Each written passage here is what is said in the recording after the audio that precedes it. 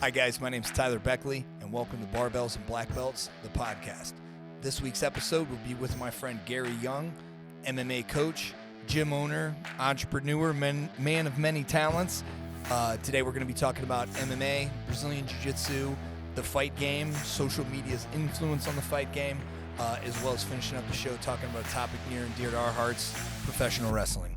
Tune in, guys, and hope you guys enjoy the podcast.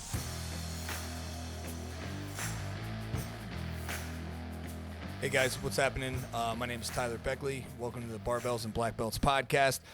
Today I have my friend Gary Young.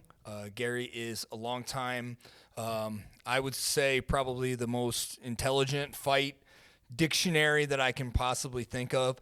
Gary was my head coach when I was fighting professionally, and he currently runs an amateur and professional mixed martial arts fight school, Demolition Fight Team, like his shirt. And he also is a business owner as well, not only his fight gym, but he also owns a Venue 18 over in Fostoria, Ohio. That's a event center / bar / a lot of stuff. He does a lot of events over there too. But basically today what we're going to be talking about is Brazilian Jiu-Jitsu, mixed martial arts. Obviously, me and Gary, he was the best man at my wedding, by the way, and we're just good friends too, and we share a lot of common interests and stuff. So I'm going to take away to him to kind of talk a little bit. Gary, tell us about some of the things you've done in the past. Just a little bit of your story, brother. All right. I was an athlete in high school, boxed, wrestled, played football.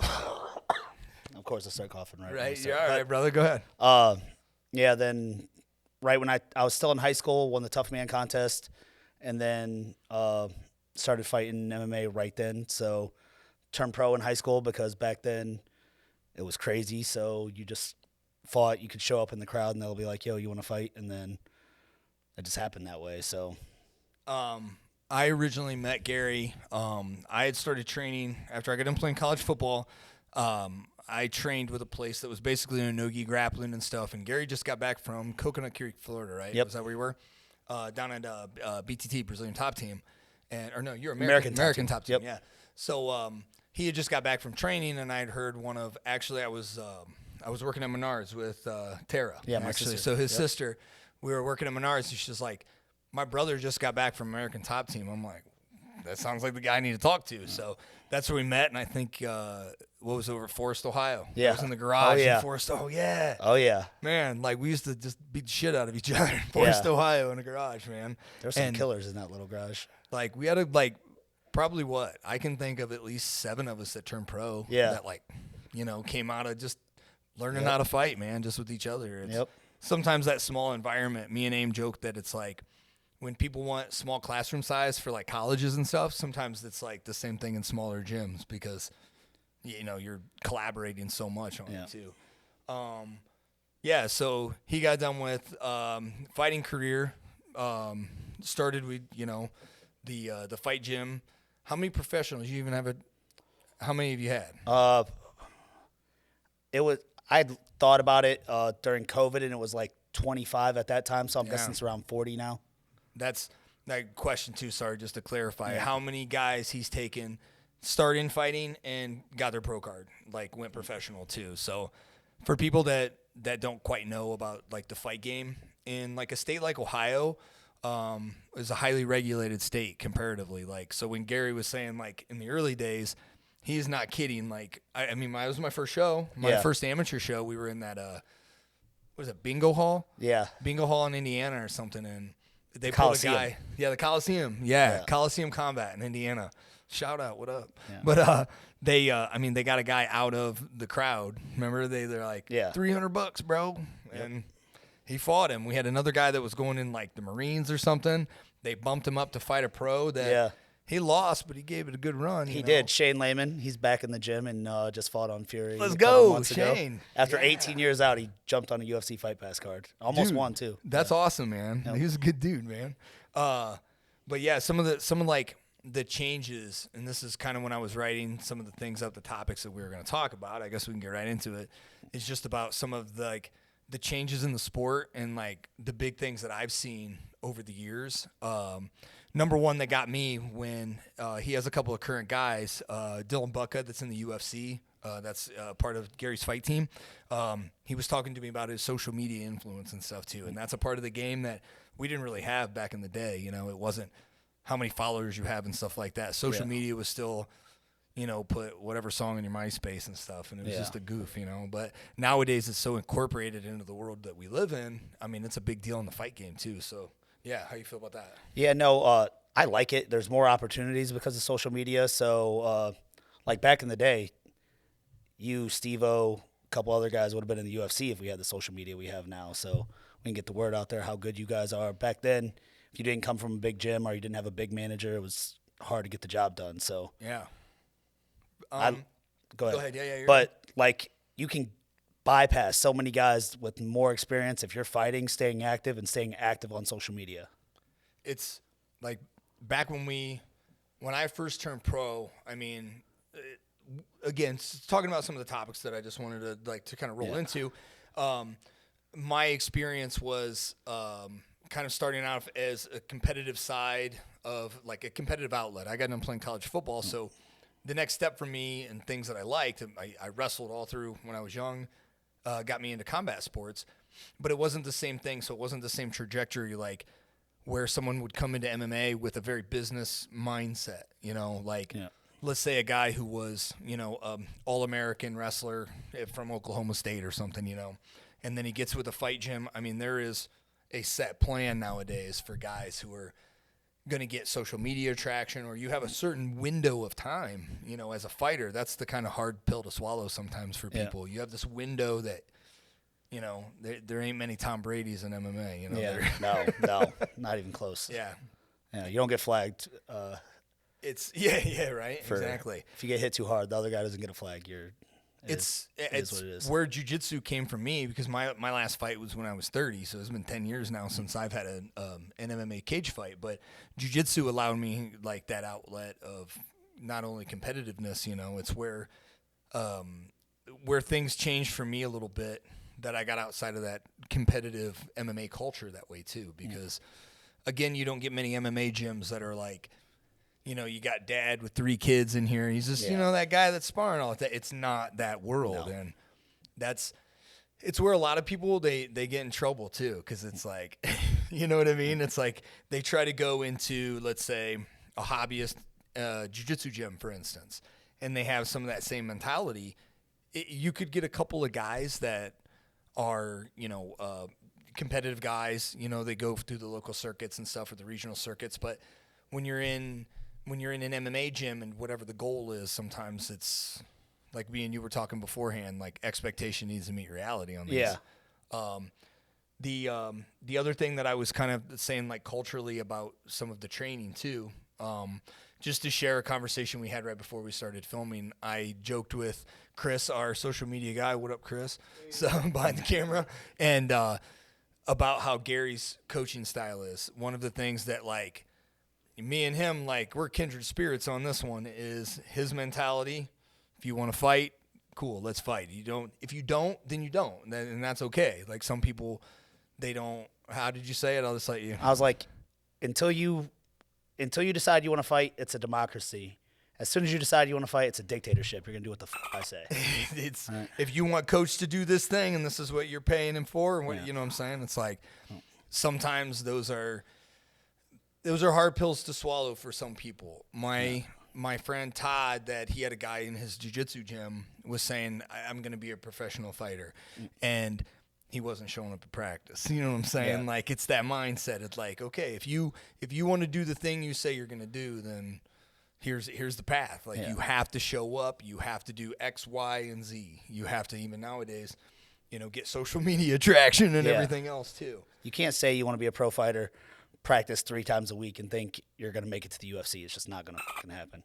It's some of the guys too, like on the competitive circuit for jiu-jitsu, because there's all different types too. Obviously, your big one nowadays too are some of the short shows that are no-gi. They're popular, like on some of the streaming services and stuff. So you see a lot of like Fight to Win. That's an easy example, you know. And you see some of these guys that, if they're preparing for some of these matches in a way that, like, how do I put it? Like they're selling out their whole careers for these things too. Like get a lot of guys that are sleeping in their cars to train it, at a gym in Indiana, basically. You know what I'm talking about there? Oh, yeah. And I'm just kind of telling them, like, the reality of the situation is even if you make it in that sport, it's a tough road. You know? It is what it is. But like you said, if you get a guy that's like, oh, I'm going to make all this money in fighting, I'm like, if you're only showing me this much, then that ain't going to be true, dude. Yeah. Like, but that's a tough road too. I mean, I've went there a little bit. I never was in the UFC or anything, but I turned professional, and Gary was the guy telling me that exact thing. I remember back the story that where I got selected or asked for the Ultimate Fighter. Ultimate Fighter, yep. And he was like, if you want to do it, this is how it is. And back then they didn't pay you hardly anything, so I decided not to do it. But Gary laid it out. If you want to do it, cool. If you don't want to do it, that's cool too. But whatever the choice is going to be. So, what are the big things that you see, I guess, differently, like culturally, since we've started, like since I say early 2000s, something like that. We train a lot smarter. Like Same with us. we borderline went live every day, sparred hard 3 times a week. Yeah. Talk about how tough we are. Now I have like half a right arm, half a bicep. Like, man. We were super tough, sweet. And your careers are over at mine 28 or 29, yours 30. Like, nowadays you can fight forever as long as you train smart. So, but yeah, we're super tough. Fucking went hard. We're beat up. Oh, we're gonna go anyways. Like, now I train a lot smarter. It's the biggest thing that I noticed from going into jiu-jitsu as well, because I think culturally speaking, in most of your jiu-jitsu gyms, like they have the hobbyists in there. So you might be rolling your first round with somebody who's a competitive purple belt, and then your next round with a female blue belt that's 125. Like sometimes you're in the practice room that way. Now, some of them, especially the ones at the highest level, or say if you go to a professional practice at, say, like Legion or Atos, the mat's going to be packed with guys. But I'm talking 99.9% of gyms in this country, you're going to go into a jiu-jitsu gym or even an MMA gym, and you're going to have to learn how to work and train with other people. And I think that's the thing that, we were in our 20s and stuff. So yeah, no. You have to get better at doing that. And that's part of, guys in jiu-jitsu, if you get a blue belt that's on the mats that, he thinks it's, finals at Worlds all the time, like as a gym, you're going to have a bad culture, of guys getting hurt. And like you said, they're not going to be able to fight then. So yeah, no, careers last a lot longer now because we train smarter. We have a lot of guys that just come in and just want to hit mitts, hit the bag, do some technique, which there's nothing wrong with that. But then if you want to fight, we'll get you some fights. So it's one of the big things, I guess, that Gary kind of taught me early on when I was part of the gym was when I would run practices sometimes, like we'd have ones that we probably would go too hard. And one of the things he said was if you have 2 brand new guys in there, they're going to be like 2 scared deers, and they're going to try to get in a first hit beforehand because they're all nervous. But when you get better at it, like our guy Steve Smith, our friend that's not with us anymore, but he was one of the great guys that he would be able to turn it up and tone it down. He would take it.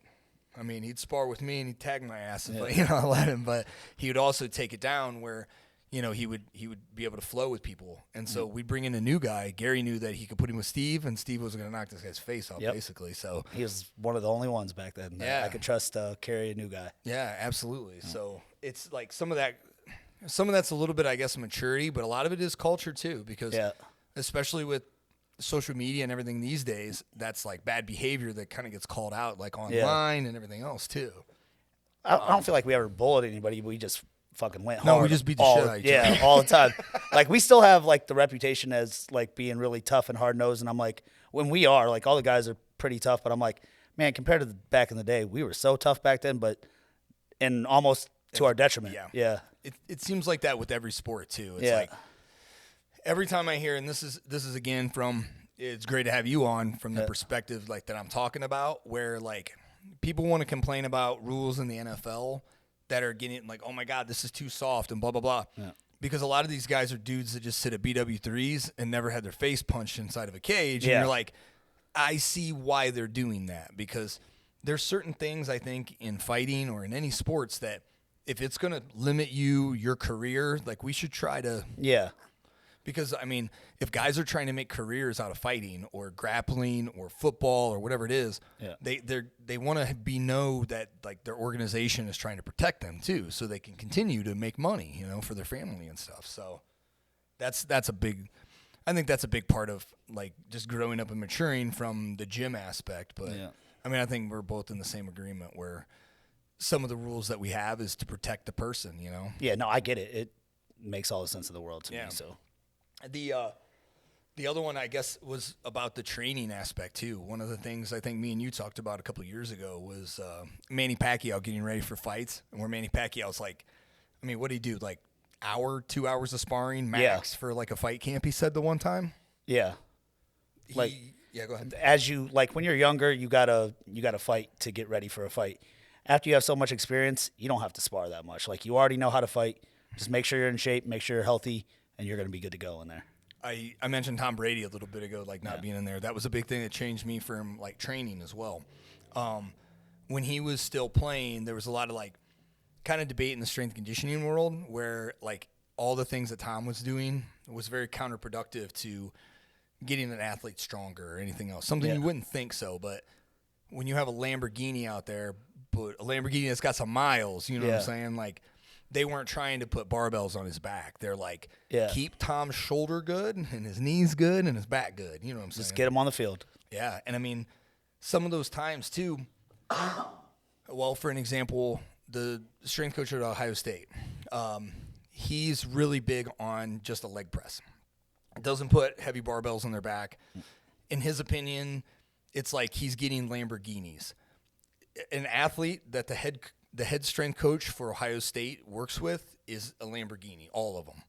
And it's not like he built somebody from the scratch. It's like by the time he gets his hands on him, you know what I mean? Yeah. It's a Manny Pacquiao. So they're a pair. You know what I'm saying? Yeah, no, I know what you mean. Yeah. But he's like, if he puts a barbell on someone's back and they get hurt, I mean, Ryan Day is going to be like, all right, let's have a conversation here, you know? He just needs to get him to the race, get him to the game. That's I mean, really, I mean, yes, you want to develop athletes. You want to continuously develop athletes. But at that point, physical developing athletes is, you know, near completion. I mean, if you think about it, you look at a guy like Myles Garrett, it's like, Monster. dog, that was fully formed at Texas A&M, Monster. you know? Yeah. And we were talking about it actually beforehand too, about some of the things like the exterior or the external things that some of the athletes are ready to do. Like teams are really worried about Myles playing basketball. So, you know, they're looking at that strength coach too, like, hey man, let's take that into consideration that Myles says he wants to play basketball. I mean, there's a set of mileage that are on tires, so to speak, you know?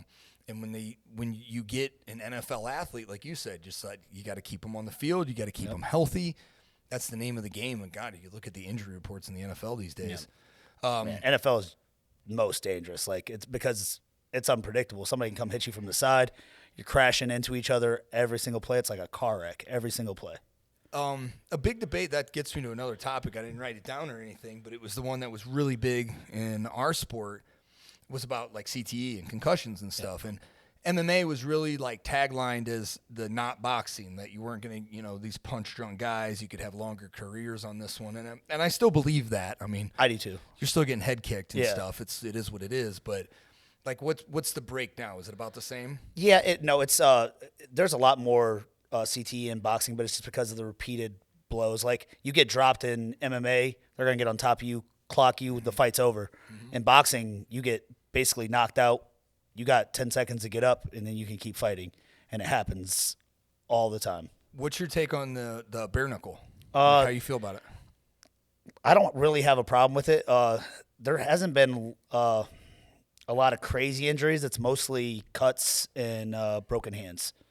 So there's still some sweet knockouts and guys that weren't as good at MMA or not as good at boxing, but they're tougher.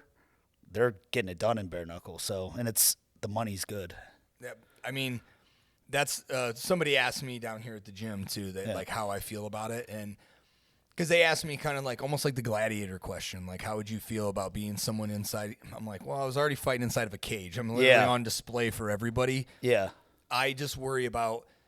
It's like, why is it bare knuckles? It's because people want to see blood. Yeah, no, it is. There's so many more cuts. Like at first, I hated the idea of bare knuckle, as it's progressed, I don't have as big a problem with it. I was like, it's not what I thought it was going to be. So, but there are still a lot of cuts. Most of the fights, though, somebody gets hit clean, it's pretty much over with. Got it. Yeah. So you see less, obviously, like we were saying earlier, like less repeated blows. I mean, Yeah. That was the general idea of the UFC and why they started having gloves. Yeah, don't get me wrong, guys are getting sliced up. Yeah. Like, bad. Well, that was the big thing from amateurs to pro. That was a big deal, obviously, is elbows. Like elbows and knees to the head. So like amateur MMA, like is pretty strict. You can still it's still the same in amateur MMA. Yep. So like only striking with in from Ohio. the fist. Yeah, In in Ohio.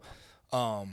Which In Kentucky, you still had bro, we had to do it. We have to. I got a fight story. That fight story is definitely getting told. Me and Gary, yes, we were since we're on the subject of this one, but we're talking about like the different rules and like what you're able to do as amateur and pro. They figure, hey, defend them elbows then by the time you're a pro. And plus the insurance policies and everything else, it becomes a money issue if you got all these amateurs with mismatches. Yep. That's a big thing because you never know what an 0-0 and an 0 or 1-0, whatever it could be. Like, 2 1-0s. Nah, homeboy wrestled for, wherever. So sometimes you get these mismatches and that could cause cuts and everything else. And then promoters, you got to pay for things. So when you get up to the pro levels, that was a big one for me was, again, elbows, knees. But do you want to tell the story? Okay, so Kentucky? I had a fight in Kentucky. I had just recovered. I had gotten in a car accident, broke my sternum. So I was heavy. So I was like 230, and they were looking for a heavyweight. So I was like, fuck it, I'll take some money, and I was bumping up to heavyweight, and they needed somebody for a 205-pound title fight. Tyler was about to turn pro, so we're like, fuck it, let's go get another belt real quick. There ended up being a snowstorm, and we had to call my cousin. My cousin came and picked us up. First off, he wrecked his car the night before, didn't sleep. It's a snowstorm. There's like 10 inches of snow or whatever it is. 4 Monster energy drinks. Yeah, he shows up he's like, just let's go. Yeah, he's just amped up driving us to Kentucky, and he's our corner man because we had another guy that was supposed to fight, couldn't make it because he was snowed in. So we get down there. Tyler's guy doesn't show up, and they talked this guy that had no business being in the cage with him at all, not an athlete. And Tyler was a killer. Tyler was getting ready to turn pro and then beat some really good guys.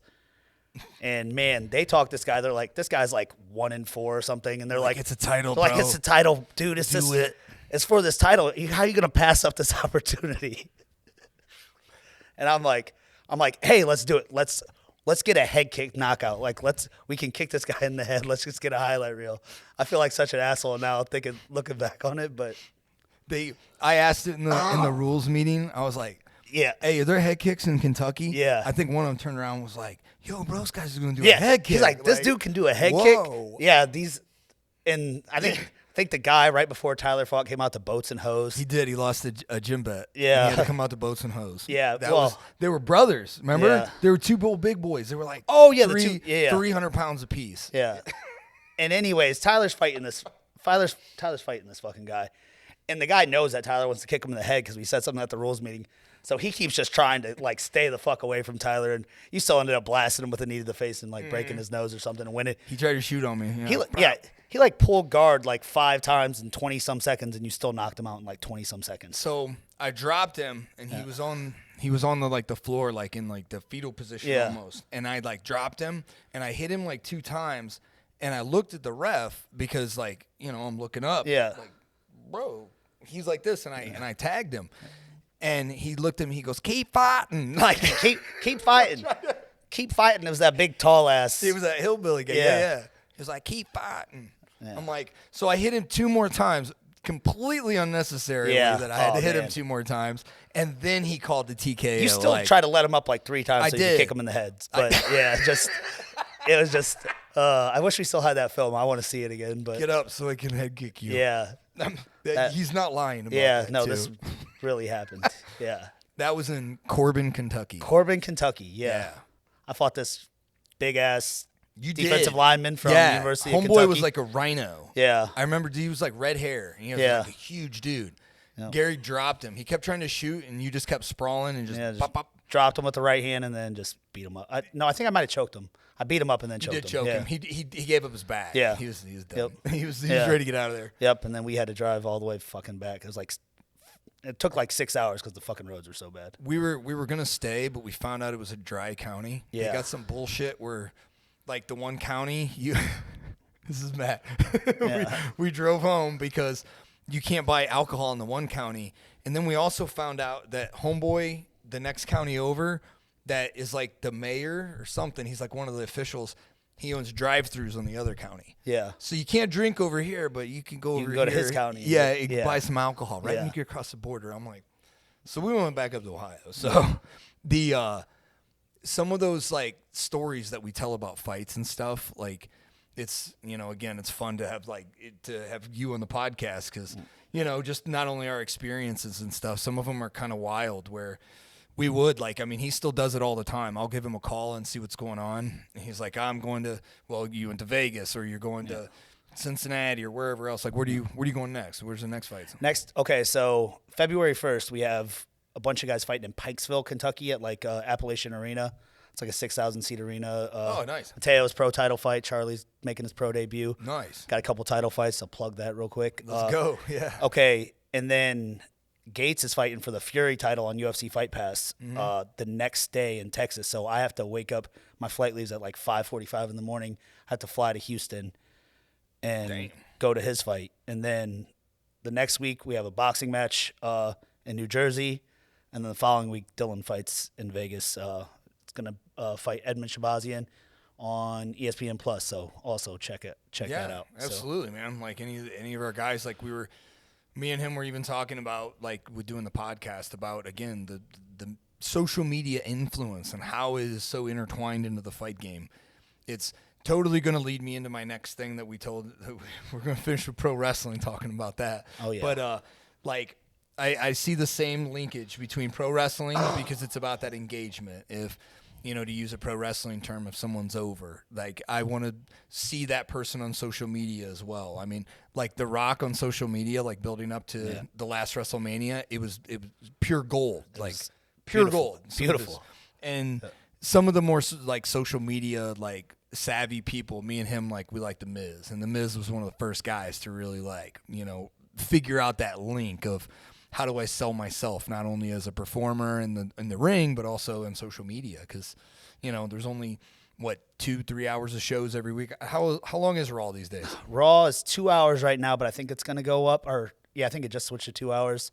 SmackDown just switched to 3 hours. So it's so if you get a Rhea Ripley, she's selling herself all the time on social media. She's selling that product to you so that you want to. Me and Gary and who's your homeboy that went with us? RJ. What up, RJ? If you see it. We had a great time. We went to SummerSlam with my wife as well. And by the time that you saw her in the ring at SummerSlam, she'd already been selling the match, selling the event. And it's the same thing as a fighter. It's the same way. It all culminates, that you want to see Conor get knocked out or you want to see him knock someone out, whatever it is. You know what I mean? You're selling heel or baby face. That's how it goes sometimes. So just to kind of I guess to start wrapping it up here too, one of the big things that I did with Gary, past fight story that I have on here is pro wrestling, Mount Rushmore. What you got? Okay, my personal Mount Rushmore would be Bret Hart, RVD, Scott Steiner, and Roman Reigns. Business-wise, I'd say Steve Austin, Hulk Hogan, The Rock, and Roman Reigns. Damn. I did not think you'd go RVD in there. Yeah, but I love fucking RVD. Yeah. It's RVD not RVD. I can't. He said I got to limit the amount of F-bombs that we say on here. And I probably took them all. Yeah. Yeah. So mine's Bret Hart, too. Me and Gary's favorite wrestler, Bret Hart. I'm going to go Ric Flair. That has to be on there, too. Ric Flair would have been the runner-up on the business side, too. Oh, yeah, absolutely. Yeah. Except nowadays, you see what he's doing nowadays? They let him out of that WWE Legacy contract, and, Homeboy has been putting his name on anybody that'll give him money, man. He just wants to party and party until the lights go out. He doesn't give Charlotte, North Carolina. Yeah. And then who else I got? since I've gotten back into the WWE, I would have never put Roman Reigns on there before, and now I think I've changed my mind. Like, I would put Roman Reigns on there. I mean, dude. He made everybody better. He doesn't even have to be on the show when they're talking. There's like 10 different guys talking about him, and they're all bigger than they've ever been. I can't. I went to that stadium, and what do we have there? Like 65,000, something like that at Brown Stadium? That. Yeah. 65,000 people. Homeboy walks out as just an entrance, and he's the most talked about person on there. Yeah. And I mean, even when we got home, like, oh yeah, Rhea Ripley was really good because it was. She had an awesome. That was the one that they did the live turn. RJ got his heart broke. He got heartbroken. Yeah. But I mean, when I just go out there and see him, and then my wife's out there like, oh, here comes Roman. I'm like, I get it. Like, I mean, he looks like an action figure and stuff, and. I think he's great on the mic. I think he's great in the ring. Obviously, objectively speaking, he's the longest WWE title holder, right? Like in 30 years, something like that. Yeah. See, that doesn't happen nowadays. And I think it's something too to say about like a guy that wasn't into wrestling that didn't carry it over into those early years, like the whole Shield like stuff. Like I wasn't watching a lot of wrestling during the Shield stuff, and it was things that get you back into wrestling. Yeah. So.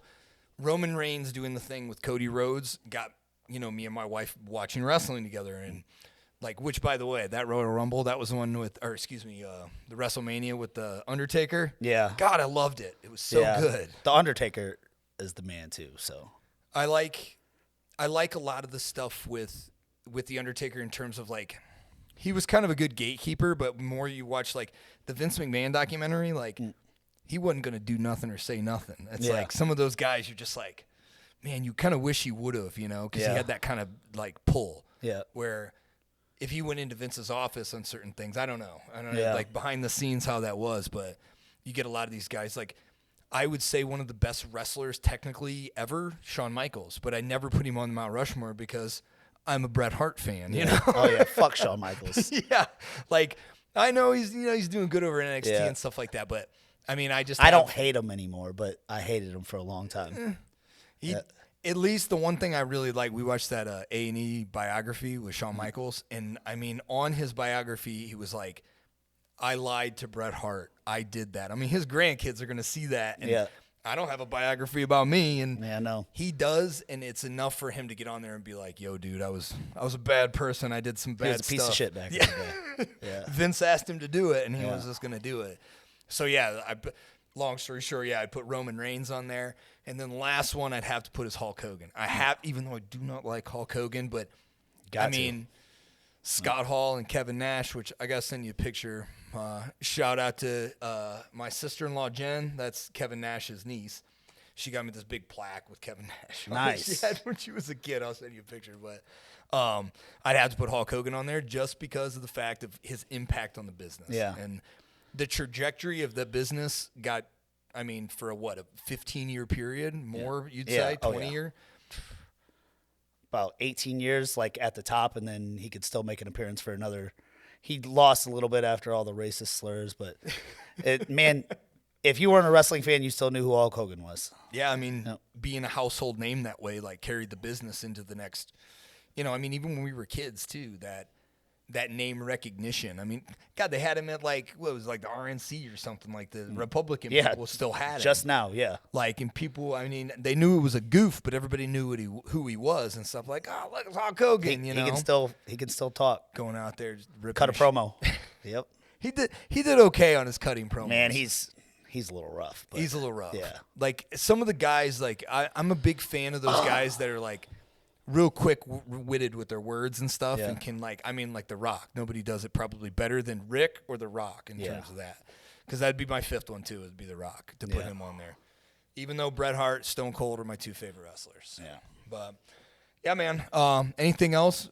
Quick plug you said about your next fights and stuff, too, that you guys are doing? We got fights all the time, but, we got fights in Kentucky on February 1st. We got, 10 guys fighting on that card. So, Nightmare Promotions, Pikesville, Kentucky. It'll be on Combat Sports Now pay-per-view, so check that out. Gates Cook fights the day afterwards on UFC Fight Pass. I believe it'll be streamed on YouTube also, maybe OnlyFans. He's fighting for the welterweight title. And then Dylan Butka's next UFC fight is February 15th. You can catch that on ESPN+. Awesome, man. Well, like I said, I'm just going to wrap this up. And also just to plug Demolition Fight Gym, too. Demolition Fight Team, like it's right down on, what is the address? God, I was there. 830 North Main Street in Findlay. And then we train at Venue 18 also. We got Gym of the Year last year, and I think we're like this year they did a fan vote, and we should win, but one of the teams I think paid for. So we were up big, but then they paid. All of a sudden they went from like 40 shares to 400 and some shares, but they were all like Russian names. So Clickbot so places yeah, in Pakistan. yeah. So I don't know if that's going to count or not, but yeah. So I don't know. And so also check them out on social media. We'll do all the links and stuff on here too. But a lot of people within our community, like I'll just say, for instance, like with jiu-jitsu, there's a lot of our guys inside of our gym that are big fight fans. Obviously, it's easy to see why. You know, when you do jiu-jitsu, they're going to be hand in hand. But they don't know about the rest of the people in the community. And me and Gary have always been like super collaborative. Back when I was in the gym, I started teaching jiu-jitsu out of Demolition Fight Gym. And I had originally asked Gary, like, hey, can I start teaching some classes? And you know, we both started growing together, and I was like, hey, I'm going to open my own place. Gary was like, cool. And he wants people to be collaborative. And if you want to be within the community, awesome. Like you said, yep. If you want to, cool. If you don't want to, cool. Like yeah. I'm going to be here no matter what. So do your thing. And we like to get together for a lot of collaborative events. Gary does a ton of charitable work over at Venue 18. I'll kind of plug him for a little bit on that one, because not only is he a business owner, but he's found really creative ways to get guys experience. So you get guys like my homeboy Isaac, shout out Isaac, that gets in there, gets some boxing experience, kickboxing experience, grappling experience, because a lot of the events that he puts on are like kind of multi-sport, yeah. I guess you want to call it. So not only does he get events in there to get guys experience, but also people within the community are having a good time, and he's always got a charity on there too. So when you're coming in, you pay that ticket price to watch those people beat each other up. It's also going back to, you've done ones for MS, for cancer. Alzheimer's, yep. Yeah. And then quite just a few. People struggling. Yeah. Like me right now. Yeah. But like, yeah, somebody had cancer. We raised money for them. Somebody got their house burnt down. We raised money for them. So yeah, it's a lot of stuff that, like, my goal as Finley Jiu-Jitsu Academy, I say, strengthening the community through the practice of Brazilian Jiu-Jitsu. Gary's already doing that. I don't know if it's his mission statement or nothing, but that's what they're doing. They're like, we're going to get these guys experience. People are going to buy some booze and have a good time watching it, and we're going to make some money for some charity and some, you know, some good causes as well. So I want to thank Gary for coming on the podcast today. And again, guys, check out any of the stuff. We'll put it down in the links. So it's not just us talking about how to, you know, connect with Gary and Demolition Fight Team and any of the fighters that you might want to see on there, and how to support people within the community. So thanks, brother. No I problem. appreciate it.